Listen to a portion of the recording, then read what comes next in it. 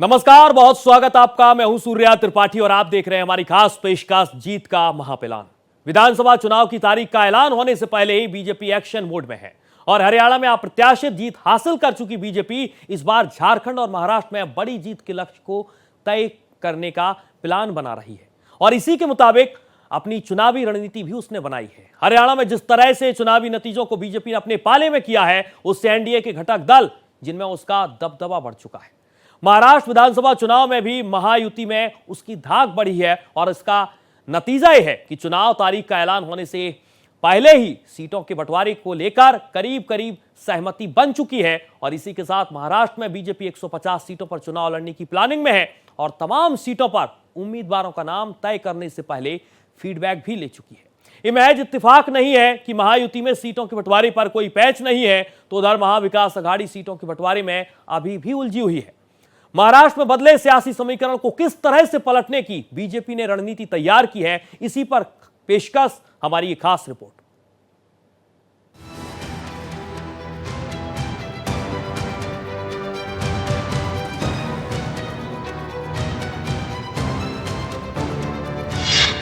महाराष्ट्र विधानसभा चुनाव का ऐलान।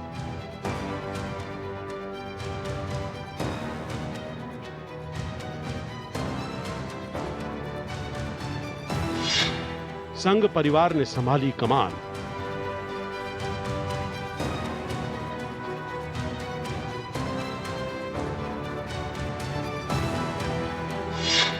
एक 150 सीटों पर चुनाव लड़ने का प्लान।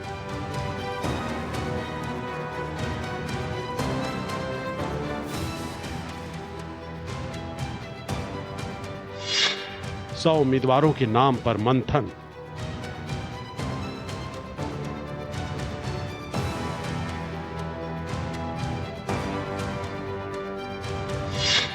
हरियाणा की तर्ज पर जीत का लक्ष्य।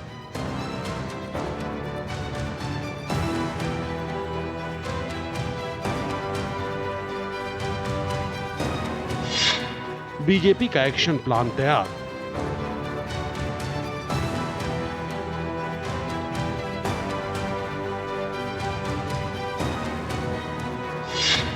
महायुति महाविकास अघाड़ी में टक्कर।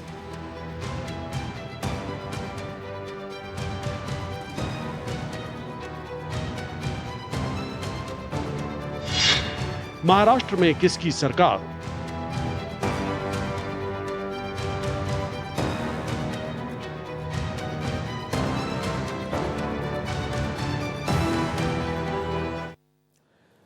दरअसल चुनावी रणनीति बनाने में बीजेपी का कोई भी सानी नहीं है। बीजेपी ने अपनी सशक्त रणनीति की बुनियाद पर ही लोकसभा चुनाव के झटके को विधानसभा चुनाव तक आते आते अपना डैमेज कंट्रोल कर लिया है।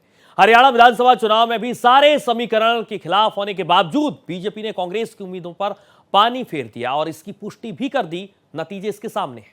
महाराष्ट्र में भी करीब करीब हरियाणा वाला ही है। मराठों की नाराजगी के चलते पार्टी को लोकसभा चुनाव में बीजेपी को नुकसान हुआ था, लिहाजा पार्टी हरियाणा वाले फॉर्मूले को लागू करने की तैयारी में है और उसके लिए उसने अपने माधव यानी कि माली, धनगर और वंजारी के फॉर्मूले पर अमल करने का फैसला किया है। ये वो समुदाय है जो राज्य की सियासी बाजी को पलटने में बेहद अहम रोल अदा करने वाला है। महाराष्ट्र का मास्टर प्लान।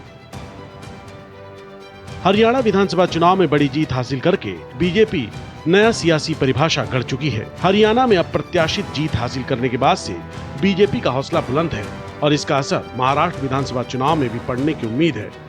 दरअसल कांग्रेस को मिली शिकस्त के बाद से महाविकास अघाड़ी में उसका रुतबा कम हुआ है। महाविकास अघाड़ी में कांग्रेस को लेकर असमंजस की स्थिति बनी हुई है।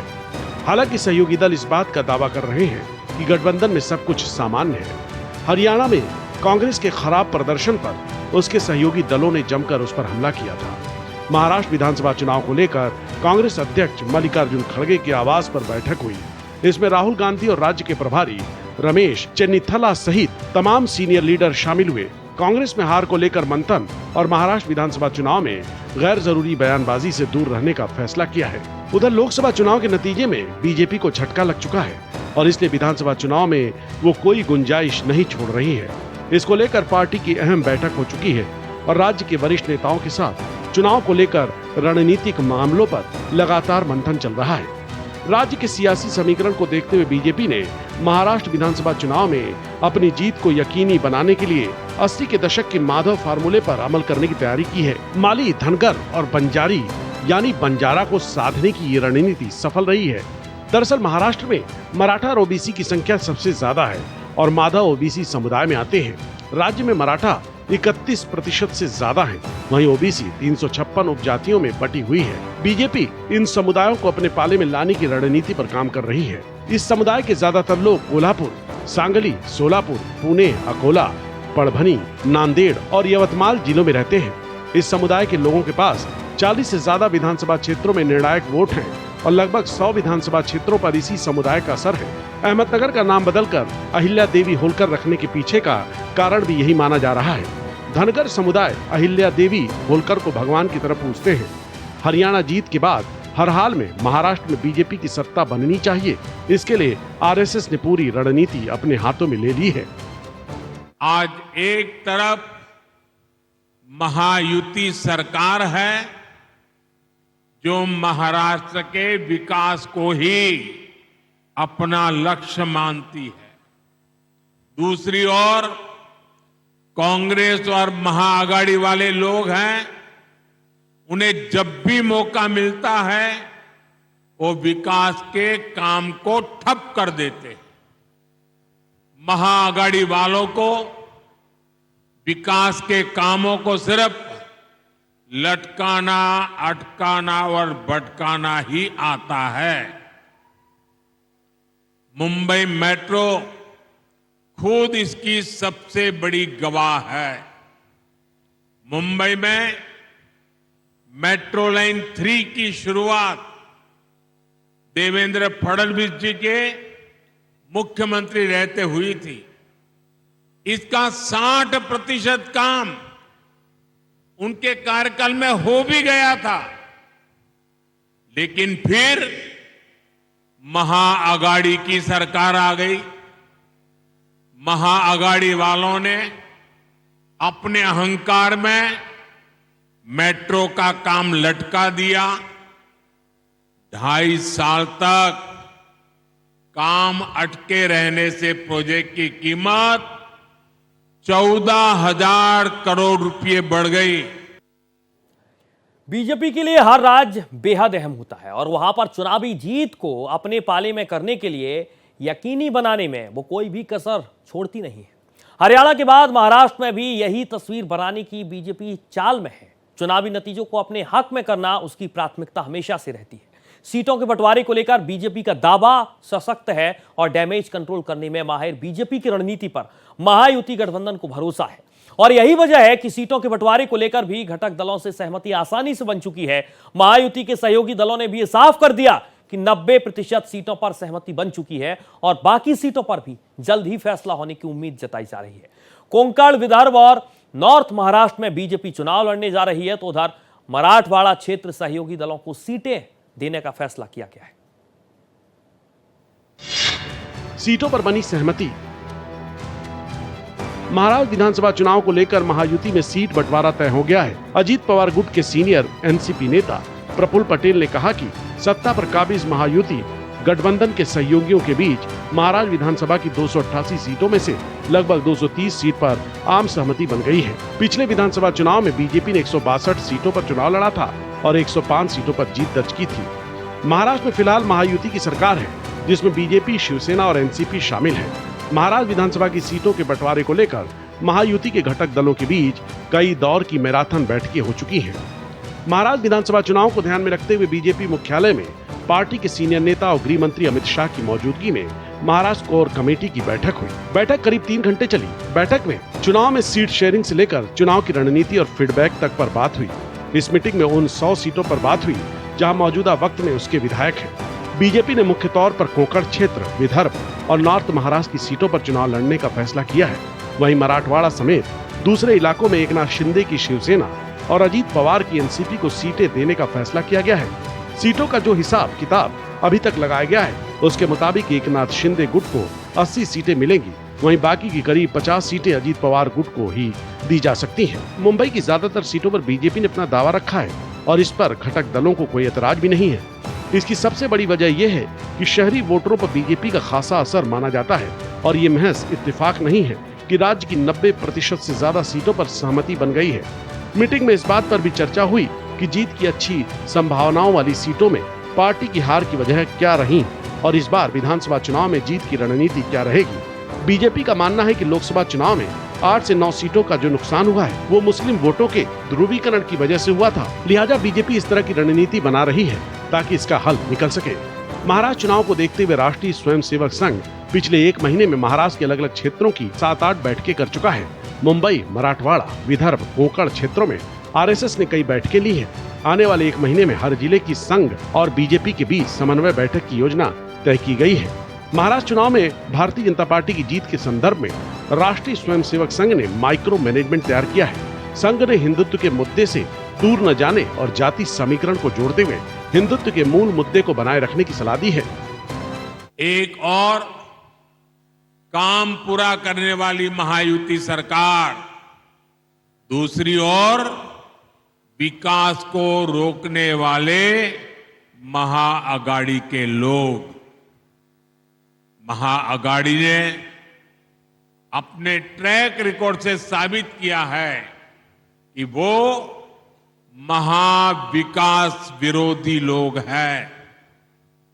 इन्होंने अटल सेतु का विरोध किया था, इन्होंने मुंबई अहमदाबाद बुलेट ट्रेन को ठप करने की पूरी साजिश की।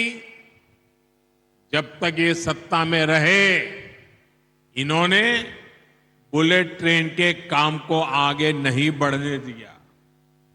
इन्होंने तो महाराष्ट्र के सूखाग्रस्त इलाकों में पानी से जुड़े प्रोजेक्ट तक को नहीं बख्शा। जो काम महाराष्ट्र के लोगों की प्यास बुझाने के लिए शुरू हुए थे, महाअगाड़ी सरकार ने उन्हें भी रोक कर रखा था। ये आपका हर काम रोक देते थे, अब आपको इन्हें रोक देना है। महाराष्ट्र में विकास के इन दुश्मनों को सत्ता के बाहर ही रोक देना है, सैकड़ों मील दूर रखना है। दरअसल महाराष्ट्र विधानसभा चुनाव में महायुति के सामने सरकार को रिपीट कराने की चुनौती है, तो उधर राज्य में सत्तारूढ़ महायुति ने अपने वोट बैंक को साधने के लिए चुनावी तारीख का ऐलान होने से पहले आपको ये अपडेट जानकारी भी दे दें कि चुनाव की तारीखों का ऐलान भी हो चुका है। लेकिन इस सब के बीच कई तरह के लोक लुभावन ऐलान भी पार्टी पहले कर चुकी है। लोकसभा चुनाव में महायुति और विपक्षी महाविकास अघाड़ी के बीच वोट शेयर को जो अंतर है बेहद ही मामूली था और इसे आसानी से पाटने की बीजेपी को उम्मीद है।